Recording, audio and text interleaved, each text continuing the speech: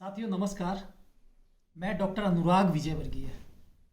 तो साथियों, बुजुर्गों ने कहा है, जैसा खाए अन्न वैसा होगा मन, जैसा पिए पानी वैसी होगी वाणी।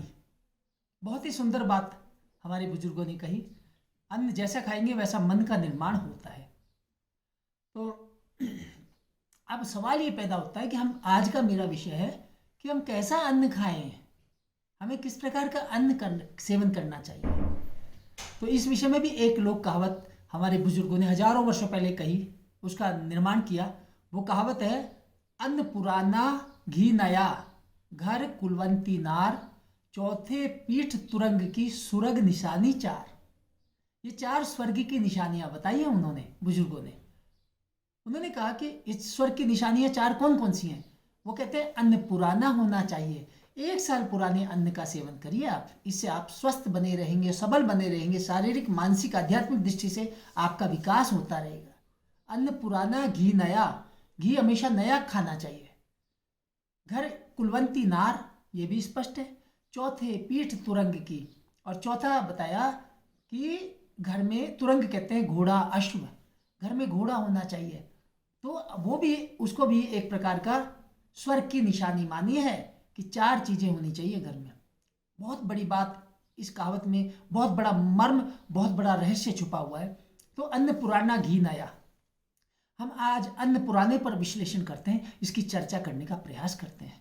तो अन्न पुराना जो है, आयुर्वेद ये कहता है कि 1 साल पुराना अन्न का सेवन ही किया जाना चाहिए। यही सेहत के लिए हितकारी बात है। कारण क्या है कि आयुर्वेद महर्षियों के अनुसार नया अन्न, जैसे खेत और खलियान में जैसे ही अन्न तैयार हुआ और वहां से यदि आप घर में ले आते हैं और उसका सेवन करते हैं तो वो बहुत गरिष्ठ होता है और उससे हमारे शरीर में वायु नामक दोष प्रकोपित हो जाता है। जब यही अन्न 1 वर्ष तक रखा रहता है तो इसका जब हम सेवन 1 वर्ष बाद करते हैं तो यह हल्का और सुपाच्य हो जाता है। लघु और सुपाच्य गुण इसमें पैदा हो जाते हैं। इसीलिए पुराने अन्न की महिमा आयुर्वेद के महर्षियों ने बहुत ज्यादा बतलाई है। महर्षि चरक ने कहा कि नया नवम धान्यम अभिषंधि लघु संवत्सरो शीतम, शूक धान्यम शमी धान्यम समातीतम प्रशस्यते। नवम धान्यम अभिषंधि, नया धान्य, नया अनाज अभिषंधि होता है। अभिषंधि शब्द आयुर्वेद के महर्षियों ने बताया, ये इसकी परिभाषा है।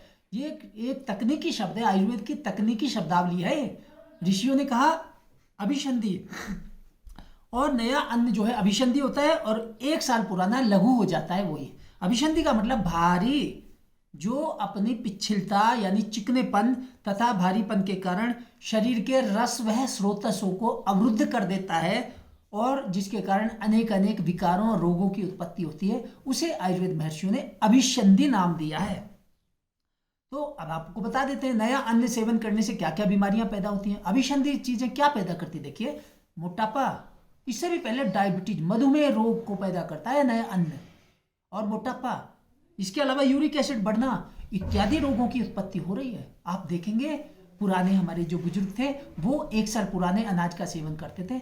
छोटी सी ये बात, लेकिन हम इसको नहीं फॉलो कर पा रहे हैं। आज हम लोग 1 साल पुराने अनाज का सेवन नहीं कर रहे हैं। आज तो हम बाजारू आटे पर निर्भर हो चले हैं और बाजारू आटे में प्रिजर्वेटिव के नाम पर जहर मिलाया जा रहा है। एक प्रकार से उसमें ऐसी चीजें मिलाई जा रही है जो हमारी किडनियों को फेल करती हैं, जिससे हमारे शरीर का समूचा स्वास्थ्य चरमरा जाता है। तो उस प्रकार के हमारा जो आटा है, जो प्रिजर्वेटिव डाला गया है, उसका सेवन करने से हमें अवश्य बचना चाहिए, क्योंकि बुजुर्गों ने कहा 1 साल पुराना अनाज का सेवन करें। और बाजार में जो आटा आ रहा है उसकी कोई भरोसा नहीं कि वो कितना है और क्या है उसकी प्रक्रिया, इसलिए उससे बचते हुए आप अपना 1 साल पुराना आटा स्वयं पिसवाएं अपनी आंखों के सामने और उसका आप सेवन करें, तभी आप स्वस्थ और सबल बने रह सकते हैं। इस बारे में हमारे जो है आचार्य माधव हुए, आयुर्वेद के आचार्य माधव, उन्होंने लिखा कि उन्होंने स्पष्ट शब्दों में कहा कि नया अन्न सेवन करने से डायबिटीज रोग पैदा होता है। उन्होंने प्रमेह रोग बताया। प्रमेह रोग 18 प्रकार के प्रमेह बताए। 18 प्रकार के प्रमेह रोग की उत्पत्ति के पीछे कारण बताया कि नया अन्न का सेवन करना। मूल संदर्भ आपको मैं यहां दे रहा हूं। आश्यः सुखम स्वप्न सुखम दधीनि ग्राम्योदकानुप्रसापयांसि नवान्नपानम गुड़वैकृतम च प्रमेह हेतु कफकृच्च सर्वम। ये चरक चिकित्सा स्थान अध्याय 7 का श्लोक है। माधव निदान में भी यही मिलता है।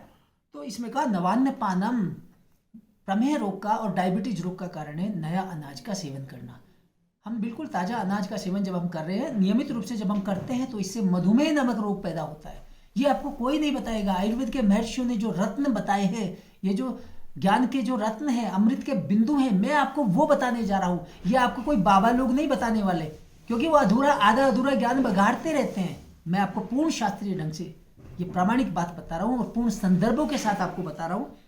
तो इस यदि आपको कैसा अनाज खाएं, कैसा खाएं अन्न, इस विषय में और जानकारी चाहिए तो आप एक तो मेरे चैनल को सब्सक्राइब करना नहीं भूलें, और इसकी यदि आपको अच्छा लगता है तो आप इसको शेयर भी करें। और साथ में किस रोगी को कौन सा आटा खाना चाहिए, किस प्रकार का धान्य खाना चाहिए, इस बारे में वैसे मैं वीडियो में और जानकारी देने वाला हूं भविष्य में। लेकिन और अधिक जानकारी चाहिए तो मेरे द्वारा लिखित यह पुस्तक जीवन शैली के रोग और आयुर्वेद पढ़ना नहीं भूलें।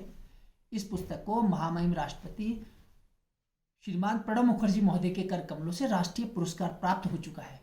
तो आप इसका अध्ययन करें। इससे आपको पता चलेगा कि जैसे थायराइड के रोगी को ज्वार और बाजरे का आटा सेवन करना चाहिए, और भी अनेक रोगों में कौन सा आटा खाएं, कौन सा अनाज खाएं, ये सब मूलभूत आधारभूत जो जानकारियां हैं वो मैं आपको उपलब्ध कराने का प्रयास करूंगा। और आज का विषय मैं यहीं विराम देता हूं। तो साथियों, फिर अगली बार किसी नए विषय के साथ। जय धन्वंतरी, जय आयुर्वेद।